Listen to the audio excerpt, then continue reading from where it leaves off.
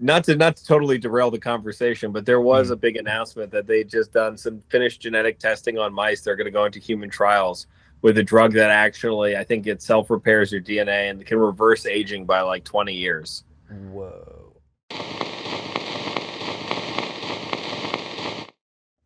All right, welcome back, guys, to the Killer Media Podcast. I am Nick, and this is Tim, and here we have Kyle Valle, director of ZombieCon Volume 1. Hello, thank you guys so much for having me. I feel like I might be experiencing deja vu, but have we done this before? No, not at all. Not at all. I'm recounting 2 times, maybe? I don't know. But alas, everything is up and going now. We're good. We're so excited to finally have you on the podcast, officially to where the entire world can now see it. Yeah. For sure. For sure. We know for sure now. So it's been a rough road, but we're finally here. Growing pains. Growing pains. So we thank you very much for bearing with us and helping us along this journey. Hey, first one's on me, so we're good. We're even now. Awesome. All right, so just to start things off, this will be, obviously Erin is not here right now. This will be kind of a shorter segment, interview, special bonus episode with the full official one that will come at a later date. We'll keep you guys updated on when we plan to update that. But this is like a little sneak peek at what's further to come. So enjoy this, everybody, as we will. We will enjoy it. As we will. So, all right, so we can start off with some rapid fire questions. Yeah. I don't know if you can remember, but we got 10 of them. So, number 1, cats or dogs? Dog. Awesome. Perfect Dog. answer. Yeah. Perfect answer. Beer or cocktails? Cocktails. Awesome. All right. What's your dream vacation? Japan. Japan. Awesome. I would also like to go to Japan. What is your favorite film genre? So it's have to go somewhere in the whatever Aliens would be considered. So whether that's considered a action horror or action sci-fi or horror action, that film, whatever genre it kind of created. I would agree too. Aliens is the best in the Alien franchise, in my opinion. I agree. You can all fight me on that, but that's my opinion. Not to hate on Ridley Scott, fantastic director, fantastic movie, but Cameron just brought the action to it, and it's good. Well, it also is it benefits from I know that the budget was relatively small, even though it was in my indie filmmaking world huge, especially for what it came out in 1980 or 1987 or something like that. Late in the 80s. Somewhere. So in 1980s money, it was I think $20 million. So, in today's money, that could be like $100 million or something. Yeah. Definitely. Which is also a bit depressing, but we'll move on from it. Yeah. What's your preference, TV or movies? Movies, with anime being a very close second, if not edges it out, depending what's available at the time. I think more recently, anime has been a bit more kind of hitting its stride in terms of storytelling. But in terms of the peak of movies, I'd always put movies. But I think that we've kind of hit a bit of a creative drought in the last 5 to 10 years where, I think in the 90s, especially in the early 2000s, every single month you had 3 or 4 movies coming out that you were like, oh man, I can't wait to rewatch those movies. And it was continuously an onslaught of awesome films. Definitely, yep. I think TV shows have just kind of been more like movies nowadays because they're less episodes and then each episode is longer. Yeah. That's true. And some of the TV shows are really, really good. Like that new Game of Thrones spinoff show that came out, Night of the Seven Kingdoms on HBO. I was watching that. Oh yeah. It's like everything you want in like a night movie, right? It's got all the visceral action. I could do with a bit more fighting scenes. I think it was a little fight scene light. That might have something to do with the budget. I'm sure that's really intense. Like just doing a few fight scenes in ZombieCon, I'm sure that when you've got people on horses and being dehorsed, things get expensive pretty quickly. But overall, the story is fantastic, and the character development is fantastic, and the aesthetic of the entire show is fantastic. And I think Apple TV has also been doing a great job with their original content. Like they have that new series that came out with the second season recently with Idris Elba. That's like I think he's like on the first one. He's hijacked. That's the name of the show. Okay. Plane is hijacked, and this one he's like now the hijacker of a train, but he's being like forced to do it by this evil entity. It's pretty sick. What? Yeah.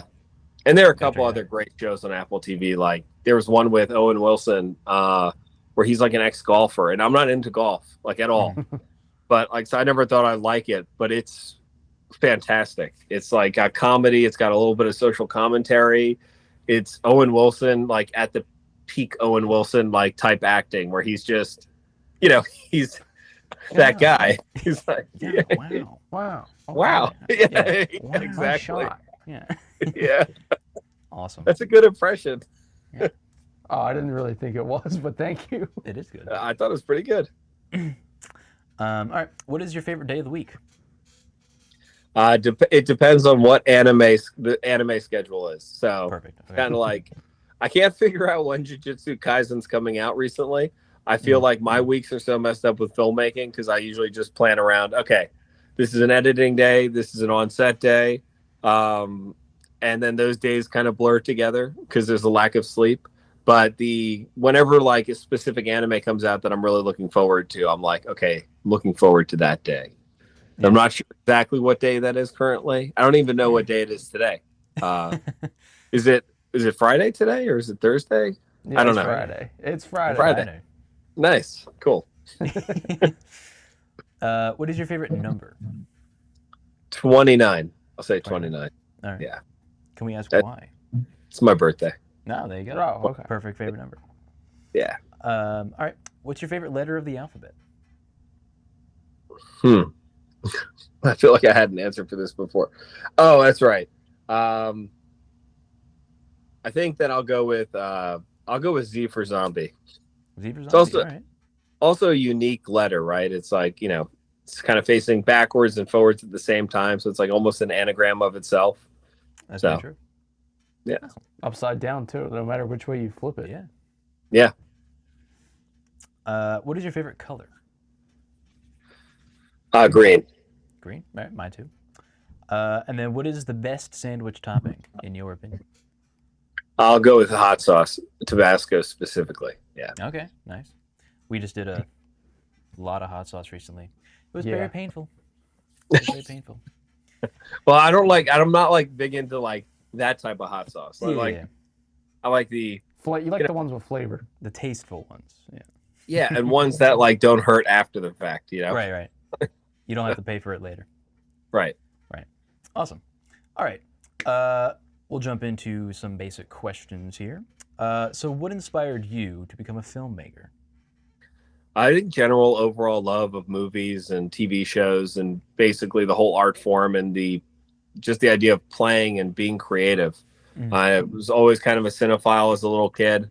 Always kind of wanted to do something in the movie industry, but growing up in the 90s, wasn't really a YouTube or a Google to learn from or try to figure out, okay, how can I do this? Or, obviously your phone was connected to the wall, so it wasn't, making the best quality video. So the entire process was super complicated back then in terms of equipment that you needed. And it was so expensive that the people you knew who had it like didn't exist in northern New Jersey, at least.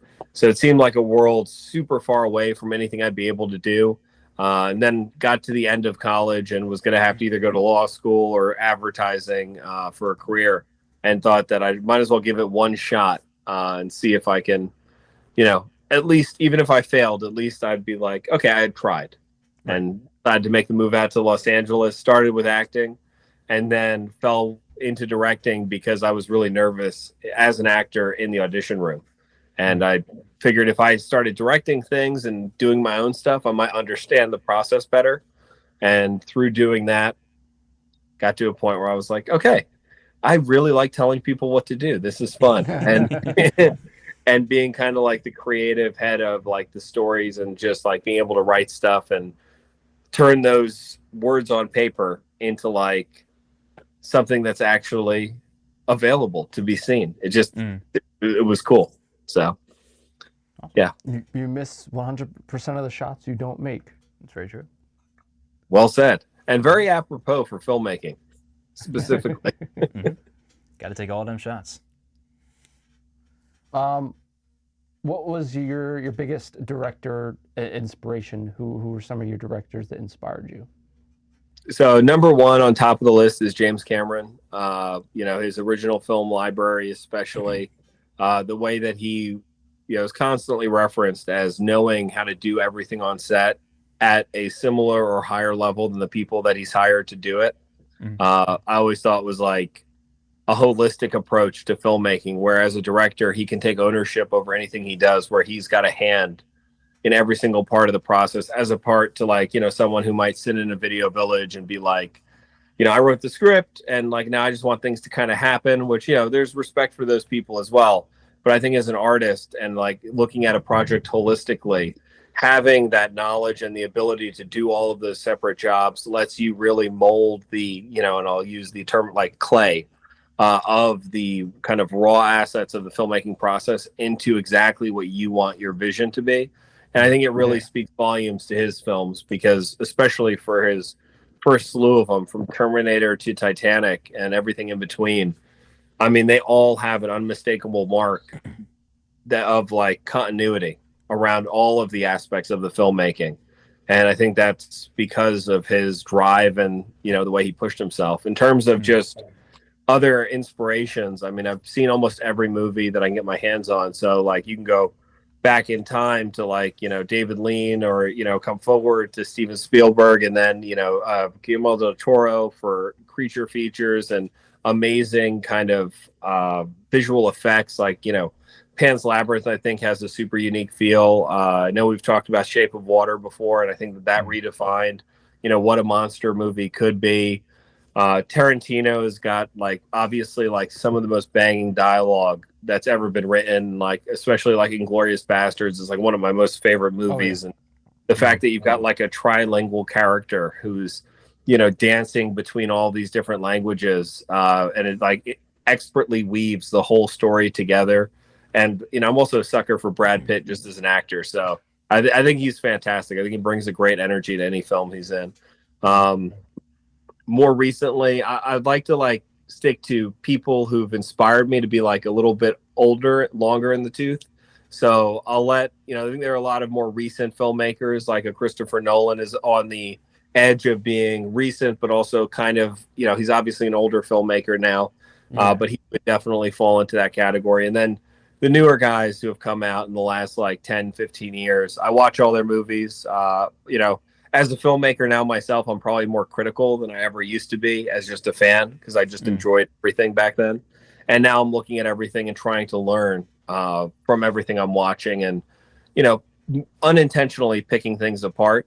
But there are some guys that really stand heads and shoulders above, the whole pack. But I'll let another 10 years go by and just make sure that the continuity of those films continues, and it's not, necessarily a two-trick pony before I throw anyone out there. So, yeah, definitely a respectful list. Cameron, I think, I don't know, who would I consider my favorite? I don't know. There's a lot. Definitely Cameron. I mean, he's got Terminator, 1 and 2. He's got Aliens, obviously Titanic. He's got the Avatar films. Whatever you think of those, they're billion-dollar movies. He's proven time and time again that, like, as of recent, every one of his movies it's a giant hit. Yeah, and like there's got to be something to say about that. Like, I don't know. There's no words. I don't know. He's good at what he does. Yeah, and even his less commercially successful films like Abyss, I mean, it's still a fantastic movie, especially if you see the cut the way it was intended to be. It's just a great movie. It's fun. It's got it's totally unique in the way that it set things up, and the fact that the story is basically, like oil people who are hunting oil at the bottom of the ocean, but you have all this technical know-how, and then he somehow works in the action element with Navy SEALs going down there, and like there's that whole subplot, and I love that movie. And True Lies is also another one that I'm like, this is a very unique twist on Arnold Schwarzenegger and the whole spy genre. Right. And I really like that. And it was also very prescient for the time, given, the events that happened years later, which obviously a huge tragedy, but he's obviously got his finger on the pulse of technology and kind of social circumstances. And it's really awesome to see that stuff. Yeah, definitely an innovative person. I know he's talking about doing another Terminator film, directing it. So really, yeah, that'd be awesome. He backed in the director's seat. Yep. Did Arnold Schwarzenegger say he'd come back to reprise? He actually said he's done. Him and Cameron said it's going to be a whole new direction. Yeah, I want a new direction. Yeah. Now, I think Arnold Schwarzenegger's time with it is kind of over. I think all he could do with that character and that Terminator is like all you could do without it. He just kind of being redundant. Think a new character. Yeah. No, I'd agree with that too. I mean, look, honestly, if he still looked the same way he did during the first two films, oh yeah, I think there's a place. But I think, especially as he's got to deal with getting older. He's not actually a machine. Yeah. Yeah, they've already kind of done old man Terminator. Yeah. So yeah, a couple times almost. So yeah. But he said he's struggling with it because in every one of these movies, technology is always well exceeding current, life. And he's like, I don't know what the next thing is. Like, we're already there. So he's AI. AI. It's like there. Terminator's coming true. Scarily enough. So I've got a great idea for him. If he wants to give me a call. There you go. James Cameron, if you're listening to this, give Kyle Valle a call. He's got an idea. He's got an idea. Yeah. I'll trade it for an original prop from Aliens. There you go. Which one is it? What prop? Yeah. Well, I don't want to be presumptuous, but I guess depending on how much he loves the idea, I'd love the power loader. Ooh, that's a good one. Oh, that's quite large. Yeah. Where are you gonna put I might have to. I'll build a garage out back or something. Awesome. That's a good trade. All right. So as we all know, ZombieCon Volume 1 it's kind of a big success. All the reviews we're seeing that your guys are reposting, everything, it's always good. Everybody's loving it. So does all that success put a lot more pressure on the second one? No. Wow. No, okay. it's just really cool to hear because, look, we did it with basically no money. We had a $60,000 budget, 30 grand went to buying equipment and, just basically, legal fees or, stuff that you would never see actually put up on the screen. And so we had like a functional $30,000 budget for stuff that you would see put up on the screen. And we were able to accomplish all of that, because we were all younger and we were super hungry. Like it was our first big movie. We thought $60,000 at the time was like, oh my God, this is like the most money ever. Like you could never get more money than this to make a movie. Like, let's go. Right. If you weren't doing a movie, probably. Yeah. But it's kind of crazy to think how much money gets put into a film. That's ridiculous. Honestly. And a lot of it is stuff that it's like a bar to entry cost. Like I was saying, like the lawyer fees, they don't go up proportionally depending on your budget necessarily. Your permitting costs, they don't necessarily go up, in aggregate equal to, of course, you'll have to pay more money for security or cops. But like we shut down a road for this film that we just did, this short micro drama shot in a vertical format. And we shut down a road here in Atlanta that was used on The Walking Dead, and we needed basically a raw stretch of road with trees on either side. And I'm talking to the guy to hire to he'll pull out the road signs and all this stuff. And he's like, well, you need them for how many hours? I'm like, about 12 hours. He's like, okay, but we rent them like for a minimum of a week. So we got to pay for a week to put the road signs out in order to shut down the thing. So there are certain things that when you get to a breakaway point, a budget, that stuff starts falling away. And then your real costs are probably more associated with, big actor paydays or creative paydays. And then usually like you've got a producer who's put the whole shebang together and they're usually the biggest hand kind of grabbing like the largest chunk out of the entire budget off the top. But there are a lot of problems that are solved with just a small bit more of money, like even an extra 100,000 would be like, okay, that can now totally go into the film. And then you've got your first, $50K would just go to like covering all of the supplemental costs that go with, filmmaking. And crafty is another thing you don't really think about, but you have to. And that gets proportionally less expensive. Of course, you have to add more people, but, once you're already spending $5,000 on food, well, okay, if you've gotten to spend $7,000 on food, that's not like a huge jump up versus just getting to that first $5,000. So right. It's interesting to hear the behind the scenes of it all, because no one thinks of that. Obviously until you're doing it, you're like, oh, like you just don't think of it. Yeah. Yeah, no, it's the unions are also difficult to deal with just because of the payments. It's expensive to do SAG-AFTRA projects for low budget films. Again, higher budgeted films, right? That's such a small portion of what you're paying overall that it's kind of a rounding error. But for the stuff that we've done, well, minimum I can pay an actor on a micro vertical is like $250 a day for a principal. Well, that it sounds, again, $250. It's like, well, it's only $250. You can get that, but tack that on to like a 10-day shoot. Well, it's $2,500, and then you've got to pay taxes every time you pay someone, and then plus multiple actors, actresses as well. For exactly. Each, so you're paying the federal government for the honor to pay another person, and then you've got basically, pension and healthcare funds and other things that you've got to pay, which is like a portion or a percentage of their overall salary that you pay on top of the salary you pay them. And that's true for all unions. You've got all of these different basically shell payments that are small percentages of their overall payments. So again, the larger budget, you're going to increase those costs with more actors and everything, but it's such less than what you're already paying for things that it's like, it fits within its little Russian nesting doll of prices more easily. Right. So yeah, no pressure, just excitement to make another one. Just having fun, right? Yeah, that's great to hear. All right. What's your dream franchise to be a director on? If you can just take any franchise, what would it be?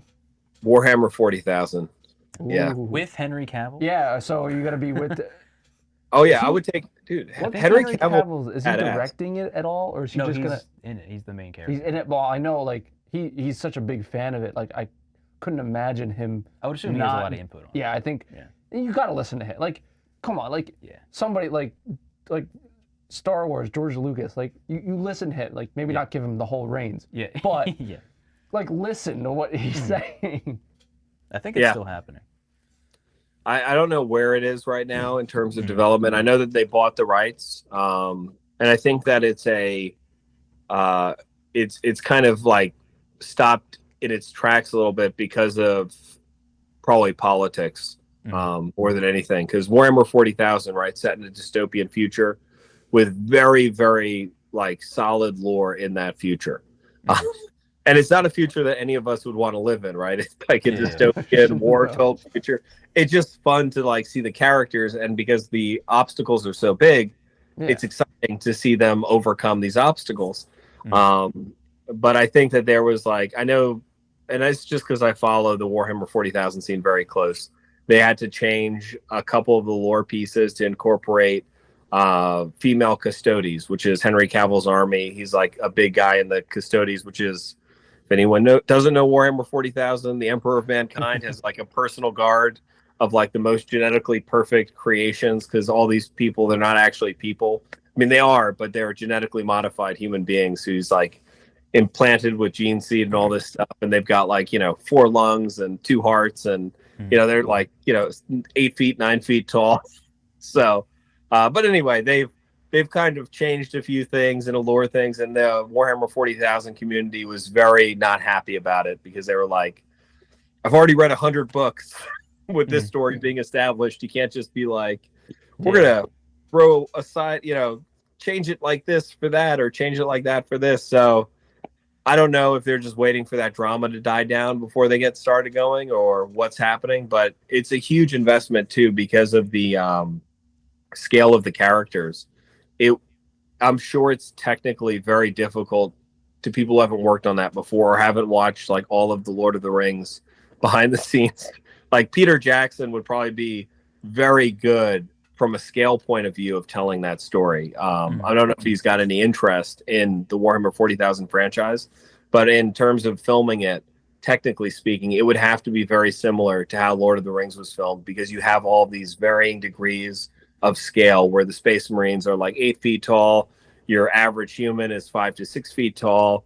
You've got like aliens that are, you know, a specific height, and then you've got different variations of your Space Marines, and trying to make sure that all reads on camera appropriately and still keep things physical as opposed to just digital Space Marines. Right. I think it's probably like a very costly and exhaustive probably effort. So they might be working on that right now.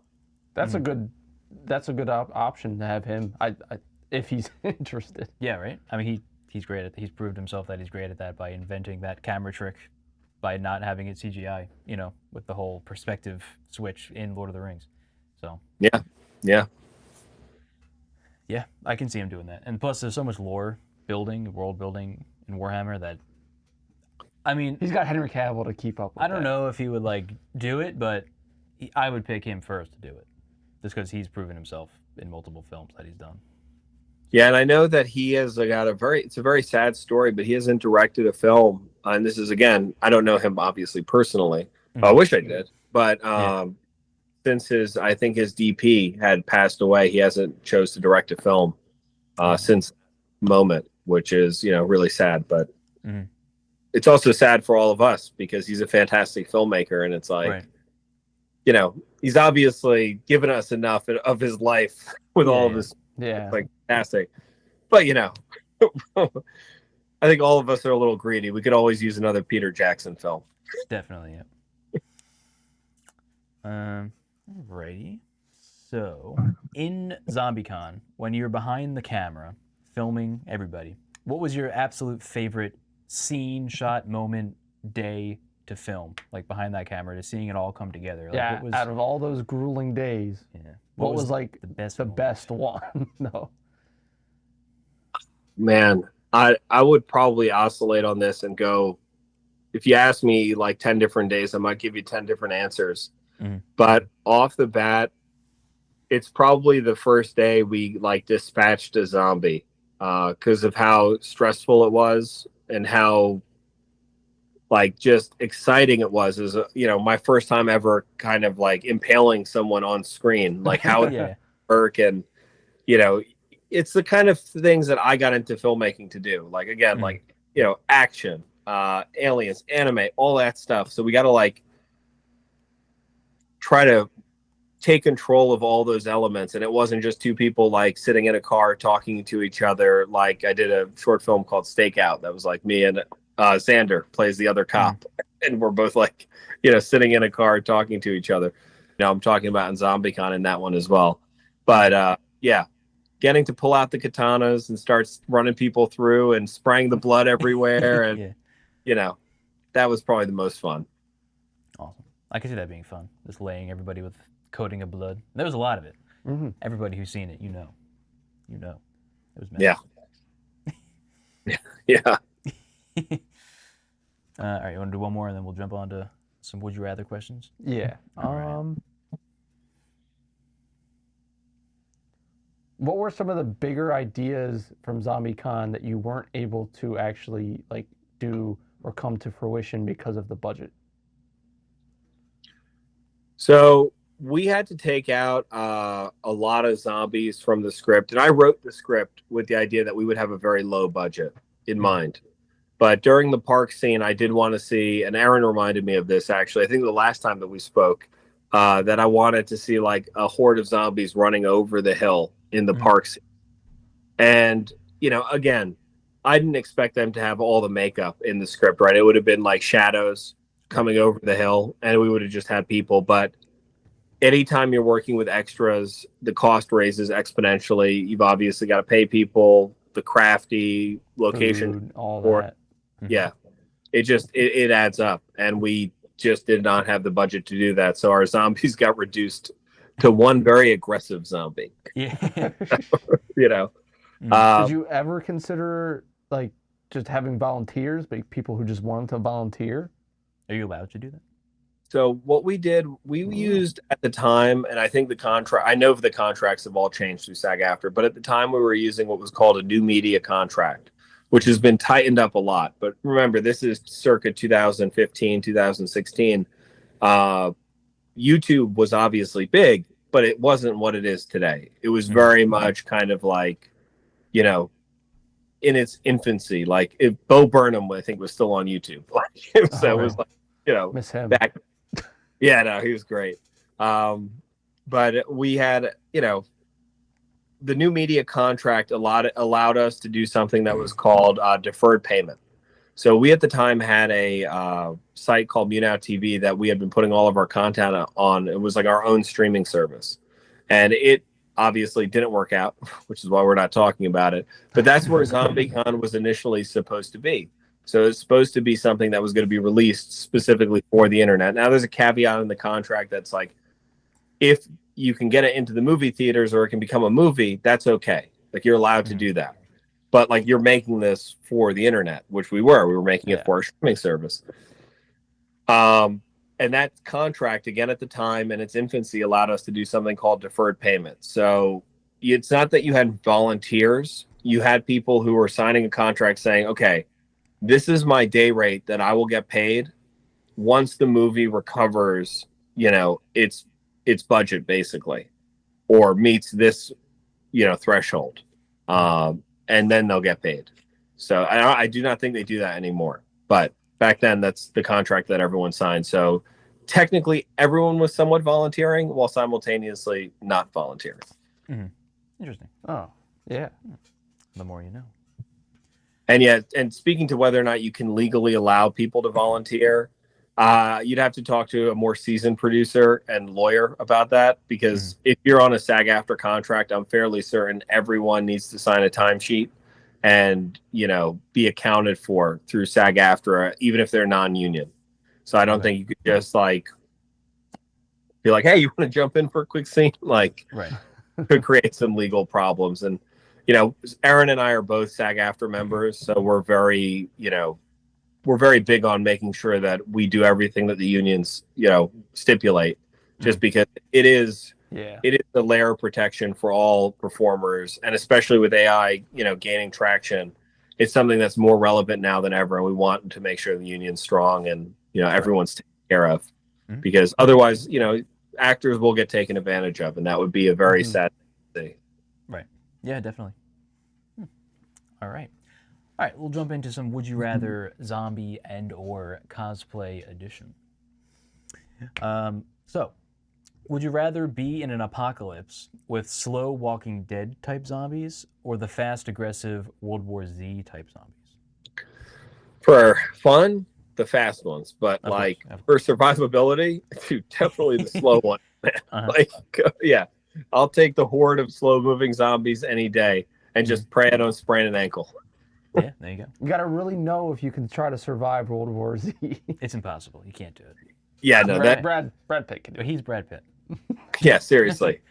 I mean, those zombies were crazy, and the fact that they were using each other, they were basically fast-moving horde zombies, because they used that, like, you know, ant mentality, especially when they're attacking. Yeah, they're just climbing on top of each other. Exactly. Yeah, creating like walls of.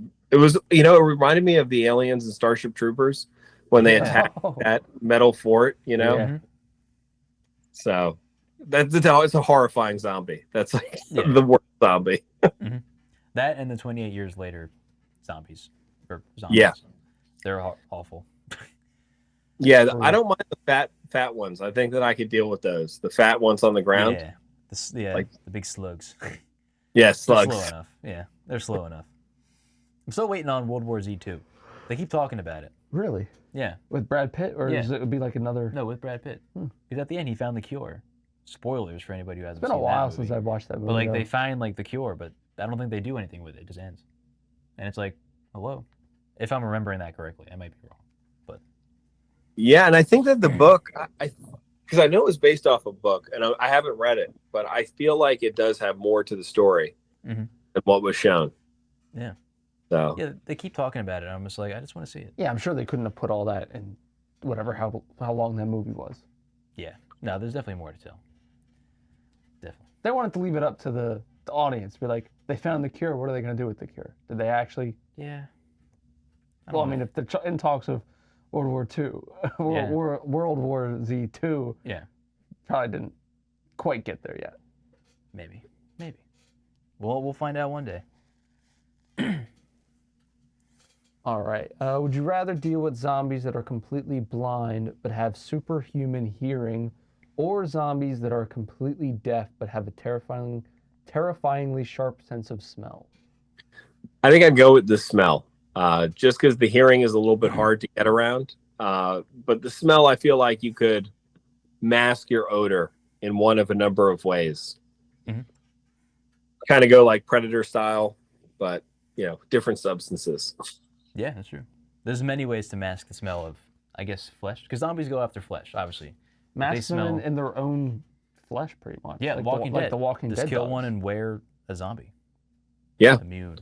That's like Bone Temple, right? The guy who the Oh iodine. yeah, the iodine or whatever it's called. Yeah, good old Ralph Fiennes. Works. Shout out to Ralph Fiennes. I was actually playing the new Resident Evil game, and I don't know how far you got. No spoilers. I'm not there yet. I can already tell where you're going with this, and I'm not there yet. Do you know what zombies are in it? Do you know at all? I don't think so. I got to think about it, but probably not. Okay. Just don't say anything. Okay. I don't want to spoil. Okay. Okay. I had a good one here.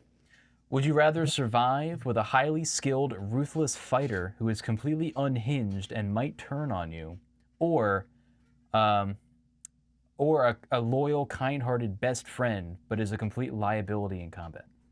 That's fun. Yeah, honestly. That is so hard. That is how trainable is the best friend? He's not making it. Like he's a klutz. I probably have to go with the one who's going to possibly turn on me. It's like in that survival instinct, like, the best friend, you're going to be emotionally tied to that person. So when they go down, you're going to do everything you can to save them, which means that, like, if you've seen enough zombie movies, you're probably going down too. But then you just be by yourself. Right. At least the person who's turning on you, like, well, I mean, you're already strung out because you're looking at these zombies. But if you find yourself in that situation, at least you two might have a better chance of making it out. And if you already are scared of the guy and kind of hate him and are worried, I mean, you could always just kind of push him at the zombies. This is true. This is true. I mean, as long as if you guys are both being useful to each other, I wouldn't be too frightened of him turning on me. Yeah. Yeah, I thought this was just like a deranged psychopath who was like, kind of like, again, I'll bring up Bone Temple again, but like kind of like those guys from Bone Temple where they're like, I know that's a more recent movie, but if you've seen it, you know what I'm talking about. Yeah. The barn scene. Yeah. Real quick, what did you think of that movie? I liked it. Because we loved it. We loved it. We loved it. We thought it was really good. I thought it was, at the end of the first one, I was super excited to see what that group of characters did, the Jimmies. Yeah. I was like, this is going to be cool, whatever happens with them. And it went in a different direction than I thought. I thought that it would actually be like, they would be like the Navy SEALs of like killing zombies, which they obviously were, but they were also, a little bit shit crazy. A little out there and a little murder hungry. But I liked how it explored that, though, because that's part of a zombie apocalypse. It's like people have lost their minds. And I like how I wish they went a little harder in the paint with how much, like, how that guy was the kid that we saw in the first one in the church scene. Because when I was watching Bone Temple, I hadn't remembered if they had, like, pointed to that or, like, he was wearing, something that was, like, the same cross that was in the church. And I had just forgotten that point. I wish they gave us like a little flashback in the beginning of Bone Temple to be like, yeah, remember this guy? Because it wasn't until like the very end when he was talking to, well, again, I don't want to spoil it, but the conversation that happens. Yeah. Right. And I was like, oh, wait, yeah, that is that kid. That's right. Okay, cool. Yeah, I could see regular audiences who aren't really in the know kind of like gloss over that and like, who are these characters? Right. Why do we care? Yeah, but overall, though, I thought the movie was sick. Like, I thought it was a really fun one. And I I mean, look, it kind of like it upset me watching it when they were doing again the barn scene. I was like, oh my god, this is like It's hard to watch. Yeah. yeah, really good makeup effects. I mean, Oh, fantastic stuff. It was Yeah. looking like so realistic. I was like, this is a little bit, you know, Yeah. this is a lot, but it's good because Right. that's what you want it to be. So, and it was something new. So I enjoyed it. Yeah, very unique, the stylistic choices. It wasn't Danny Boyle, I think, who directed it, but he obviously had like the story down. But still, it's just stylistically, that whole franchise is just stunning. Yeah. Yeah. I think the first one's still my favorite though. Like, and Yeah, the me too. HD camera style and like just the rawness of it. Like, you know, I think it was like one of the first big commercial hits shot digitally on like old school camera. And it was like, there's something that was just exciting about that. And being in a dystopian future, like with the whole world shutting down and the fact they didn't film it like on a high end film camera and it had that bit of graininess and it just made it feel more realistic. Like, I don't know. It was cool. Definitely. One of the top 28 years later, 28 movies. Oh, yeah. What do we call that franchise now, though? Because it's 28 days and then there's 28 years. The 28. It's the yeah, 28 it's 20. franchise. Yeah, the the 28 franchise. 28 films. Yeah. Yeah. Okay. 28 guess zombie so. films, but they're not zombies. It's the 28 films. That's right. It's kind of like the horror version of 6, 7. Yeah, in a way, yeah. 2-8. Yeah, 2-8. We'll start our own. Yeah.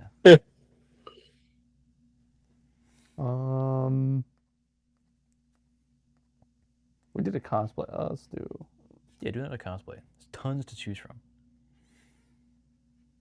All right. Would you rather be armed with a high-end metal katana prop that is blunt but sturdy, or a realistic-looking 3D printed blaster that does absolutely nothing but looks intimidating from a distance? I go with the katana prop. Yeah, 100%. Definitely. Just from I'd like the ability to actually be able to do something with it in case someone called my bluff. Because I do think the blaster could be convenient, especially against humans, right? If you're trying to protect your supplies and stuff. So I could see the value in that. But the katana prop and katanas are fun. That, you know, even if it's blunt, you still got enough to, you know, it's kind of like a thin baseball bat. Like you hit a zombie in the side of the head with that thing, you're causing enough blunt force trauma to take them out. You're maybe not chopping off their head, but you're probably gonna get stuck if it's blunt. That's true. That's true. Well, you can also sharpen it. I guess, yeah, if it's blunt, then you could just end up sharpening. Find a whetstone, sharpen that bad boy up. That's it. There you go. All right, we'll do one more here, and then we'll jump into the last very fun segment. Very fun. Very fun. If we can remember. Yeah, if we can remember. So, would you rather get an exclusive hour-long photo shoot with your favorite professional photographer, but you forgot to put on your character's makeup, or have flawless makeup and wig styling, but all the photos taken are blurry smartphone pictures? Like, they're still usable, but they're not professionally took. But you look great in your cosplay. For me, this is kind of an easy one because I would go with the non-professional photos because I would just then direct the person. Be like, there you go. Do this. Like, you're my human tripod. I'm going to put you in a position. Okay, just press that button. And, you know. But it's tough too because the phones are almost as good as cameras now.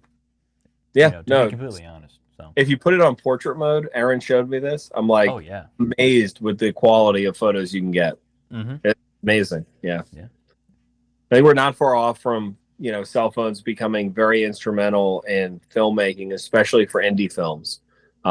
Especially the form factor. We just picked up a DJI Osmos, like one of these things, and like a Hydra arm or an alien arm, alien arm to do car shots. Because I've got an Alexa, but I'm like, do I want my Alexa 35 hanging outside a car?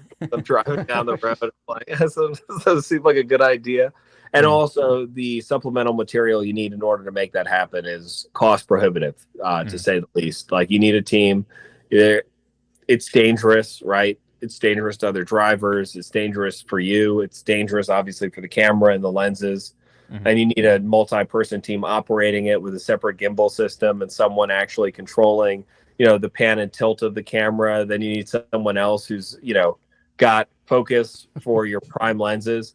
Versus, if you need to pick up shots and you're just you need to follow a car driving, that Osmos is fantastic. And since we had it, I was like, oh wait, it's got a thread on the bottom that you can put it onto a light stand or a boom pole. And so I started playing around with it with all these kinds of shots, and I was like, oh, you can get we did a music video recently where we had a character walking through like a creek bed.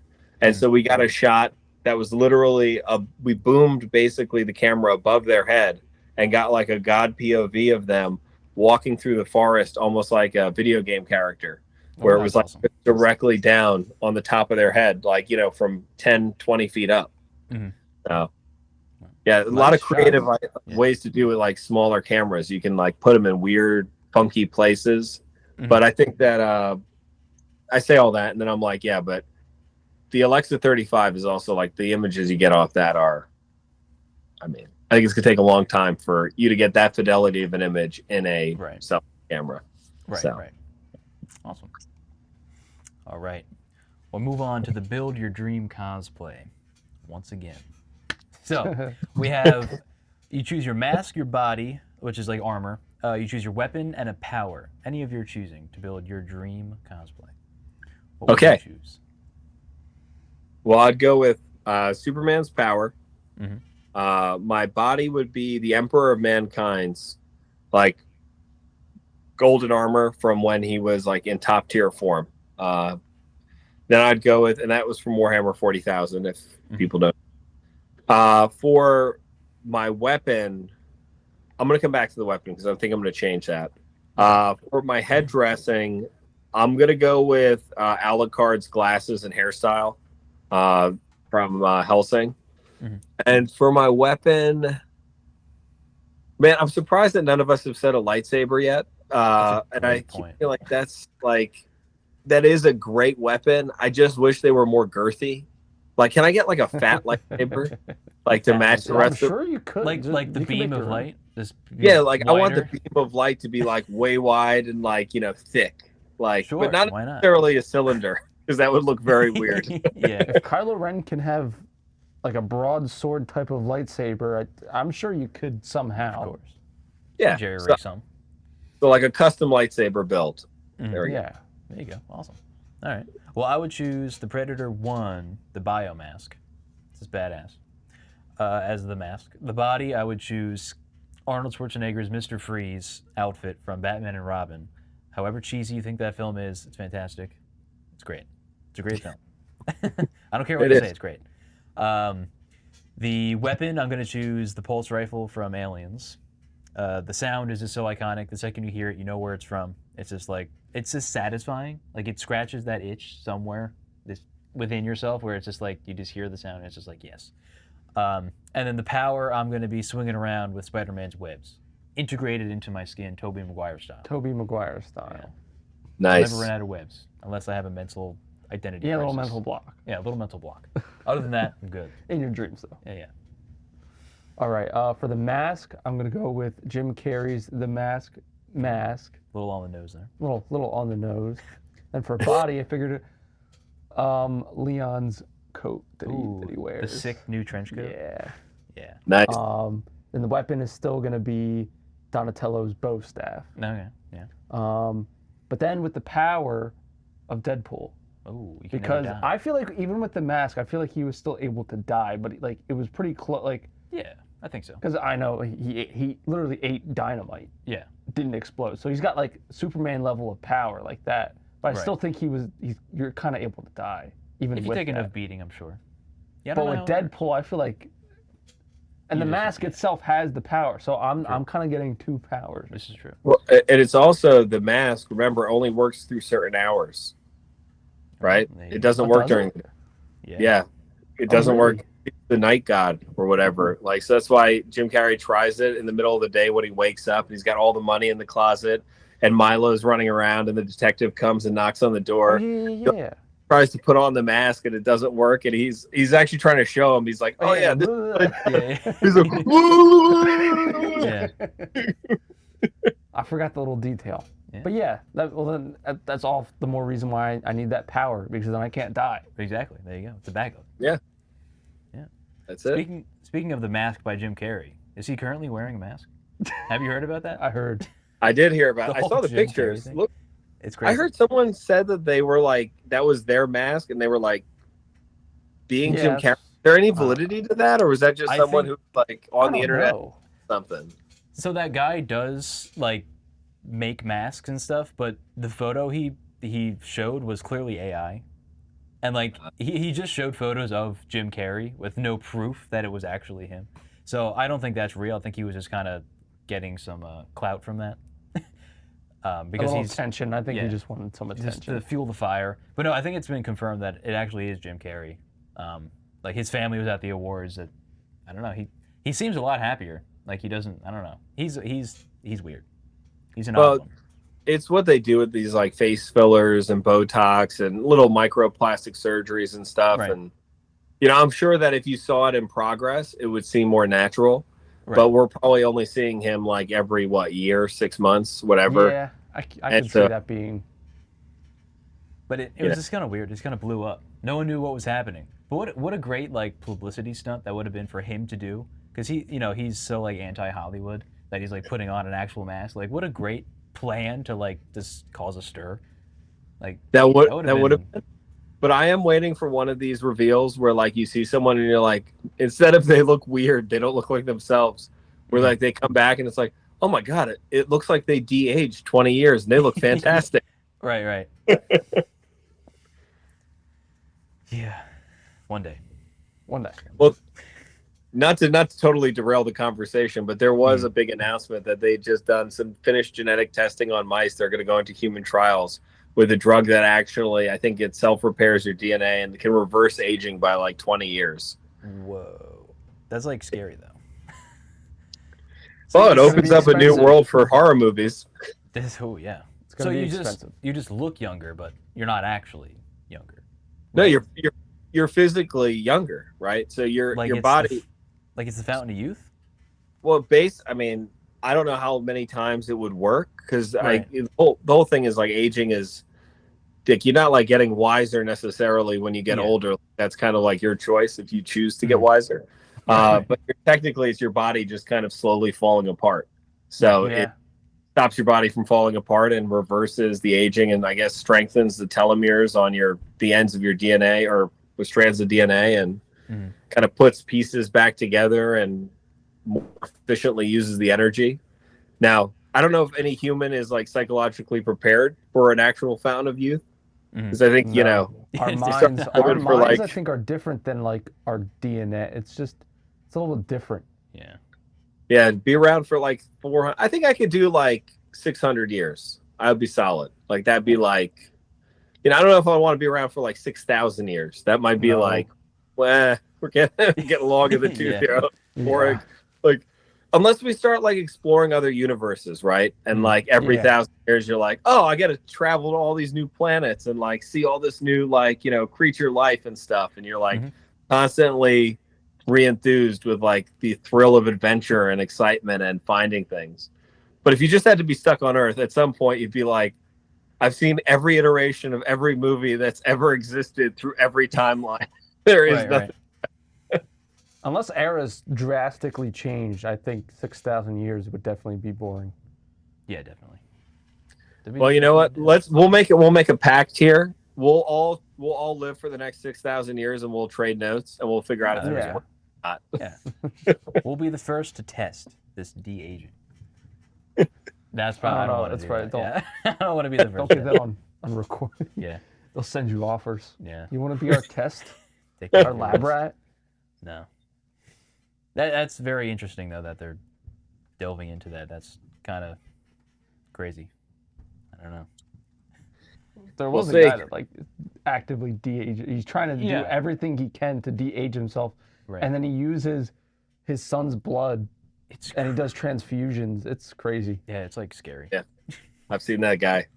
Yeah, it's a very interesting. I mean, it's definitely something else to focus on, right? It's kind of like the point of like, get a gym membership. This is the next natural extension to that. Forget that gym membership. Take this. Yeah, take supplement. this. Yeah. Right. That's creepy. All right, I have one last actual question. So, for a director, for any aspiring filmmakers, maybe actors out there, what's the single greatest piece of advice you can share to them? Basically, just do it. Not to copy. Okay, they shy a little but bit. Do it. Yeah. yeah. No, but it's, I think that a lot of people that I've met that have been on the fence of what they're trying to do. It's constantly well, I don't know enough, or I don't know this and I don't know this, because it's scary to put yourself out there as a creative and to make something and to show it to people, because you're going to have some people that potentially like it, especially as hopefully you get better. But in the beginning, you need to have a close group of friends who are going to like your stuff no matter what. But Right. there are going to be more people than not who are just jealous of the fact that you had the gusto to actually move forward with it. You'll get a lot of negativity. So people usually, I think, fear that, and they hold themselves back from ever creating that first step. And they use excuses like, well, once I learn that skill, or once I learn this thing, or once I get my script just perfect, like I've got to do another 10 revisions. It's like, in the very beginning, it's kind of like shoot first, aim later. And, you'll learn through failure, kind of like doubling back on the beginning of the conversation. You'll learn a lot more through failing than you'll ever learn through succeeding. So fail as many times as you can, and don't wait for the right budget. Don't wait for the right idea. Take your cell phone out, start filming things, and put it on YouTube. And everyone now currently lives in like the golden age of making content. Like, this is if you want to ever make movies, you have no excuse not to. So believe in yourself, and, follow your passions and dreams, and just do it. Find a way to get it done, because there is a way to get it done, and use YouTube as a crutch always. I taught myself how to make movies watching YouTube videos. So, Nice. No film school required. Just, have the patience and time to find a couple great creators out there and watch all of their videos. A lot of the stuff is free. DaVinci Resolve Lite is free to download. It basically does everything you need it to do. You don't need to pay any money for that other than to have a computer. And most everyone has a cell phone. And if you don't have a cell phone, your friend has a cell phone. Everyone has a cell phone. Yeah. You'll find one. So That's a Don't perfect wait. piece of No. advice. That's like the best solid advice I think anyone should be able to. I don't think Just do it. I'm sure you could do like a specific in like specifically filming audio, but I think just a general, just do it. Yeah. Just try Solid. Yeah. Well, You'll learn. Everyone can learn. So that's the beautiful thing. exactly. And it's great too, because ever since we started this podcast on YouTube, we in our feed, this new podcast will just show up now, just because that's what we do. So it's recommending other podcasts, and I'll be following some of them, and all of a sudden they'll just disappear, and they're on like their third episode, and I'm just like, did they give up already? Like they don't have, they think it's gonna happen overnight on their first one. No, And but it's not. It really isn't. You can't. You just gotta keep going, keep being persistent. Just do it. And if you're doing it for 5 years and nothing's happening, maybe then it's time to switch something up. But you got to give it some time to breathe. You should always be doing something a little different just Yeah. to see. Because if Right, you're always sticking to the exact same thing, it's not going to work. But I mean, so far, we've been going out. I mean, we're almost at 400 subs. Honestly, compared to like somebody who has 1 million subs, yeah, that's small. But like It's huge for us. But for us, it's huge. You got to start somewhere, and it's all about consistency, right? It's about persevering and not giving up. And I mean, I've been watching your guys' channel for, obviously, I don't know, how long has it been now? Like, we're getting close to like a year or more. And we're almost like a year and a half, almost. Yeah. So whenever ZombieCon came out is when I was like really starting to key in on your guys' channel. And I see your posts like basically every day on YouTube, on Instagram, and I've seen the like counts consistently going up on all of your videos, and your content is more refined, and the camera choices and the way you're styling and the way you're handling the interviews, especially this most recent set that you've been putting out with where you guys are in the same room with the lady with the black hair. Ruby Dean. Yep. Yeah, and I've seen that those have been doing really well too. Mhm. So kudos to both of you. It's Thank you. it's cool to watch the journey. So Yeah. when you do have those million subs, please have us back. Oh, Oh. yeah. You can come back Well, anytime you'll be you on want. ZombieCon Volume 10. Yeah. Keep pumping them out. Sounds good to We'll me. review them for you. I mean, that was kind of our breaking moment where we were like, something's happening when you guys reached out to us Yeah. to review your film that hasn't even come out yet. We were like, that's what like the professional YouTubers do. You know, they go to early screenings. So it was huge for us. You know, we were like, oh my God. So that was kind of like our entry of, all right, maybe we're getting somewhere. Like, don't give up. And Well, it was an honor for us, for you guys to review it and to be able to talk. And now we've got to chat a lot. So yeah, we've got a lot, like, yeah. A lot. Yeah. And plenty more to come. absolutely. The delay was on purpose so that we could, like, the definitive cosplay, build your own dream cosplay. That's the definitive one. Like, this is the Yeah. final one. Yeah. This Yes. is the final one. Yeah, and more just- The most movies. perfect one. And just to double back on that for 1 second, with the Emperor for Mankind's armor, Mhm. I do get to include his power claw, correct? Of course. Yeah. Whatever Okay, comes it with doesn't it. Yeah. count as a separate weapon. That's because it's Oh, part of it's his armor. included. Yeah. Okay. Well, I'm just making sure. Of course. Just like when I chose Mr. Freeze, I'm going to be freezing the entire time. You know, Nice. maybe a drawback, may not be. I don't know, but that's what comes with the armor. So That's cool. Cool. that's how it goes.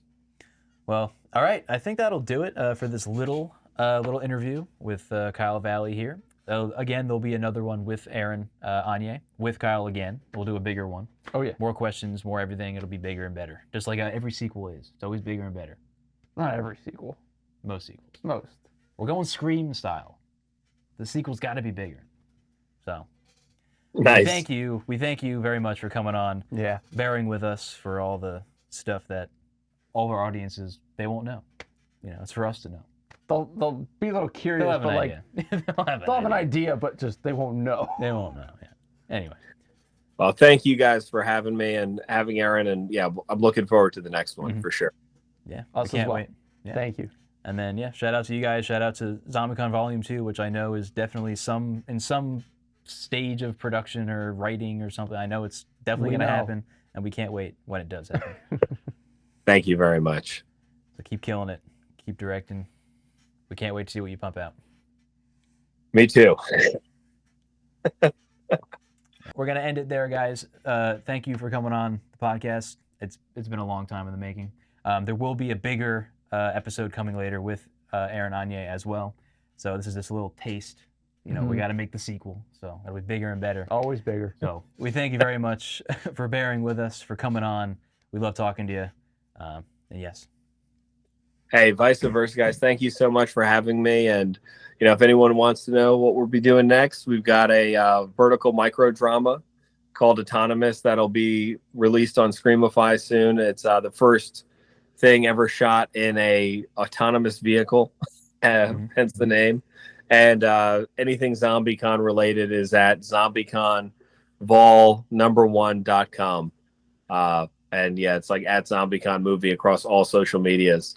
Usually Erin takes care of all this stuff. I'm just filling in poorly for her. So hopefully she doesn't see this. She's like, you said that wrong. You did this wrong. She'll write me a script next time, I'm sure. She's my social media director. So hey, you got to fail to learn, right? that's right. Yeah. There you So go. hopefully I didn't fail too hard there. But got it. You failed forward. Yeah. If you did. There you Yeah. go. I'll It all take comes it. full I'll circle. take it. Absolutely. Thank you guys so Awesome. much for having me, though. I really appreciate it. And I'm looking forward to the next one. Bigger Us as and well. better. Bigger and better. We can't wait. All right. Awesome. We thank you. Night, guys. All right. Have a See good ya. night.